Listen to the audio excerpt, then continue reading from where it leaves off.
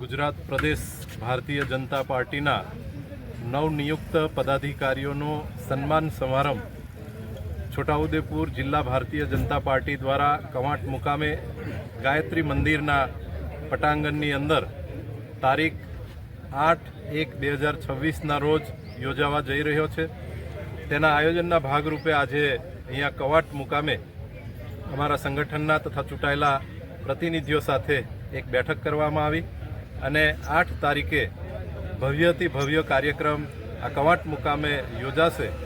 એમાં માનનીય શ્રી ગણપતભાઈ વસાવા સાહેબ, જેમને પ્રદેશ આદિજાતિ મોરચાના પ્રમુખ તરીકેની જવાબદારી મળી છે, આપના છોટાઉદેપુર જિલ્લામાંથી પણ બેન ગીતાબેનને ઉપાધ્યક્ષની જવાબદારી મળી છે અને અમારા આદિજાતિ મંત્રી નરેશભાઈ પટેલ સાહેબ, તેઓ પણ આ દિવસે અહીંયા ઉપસ્થિત રહેશે।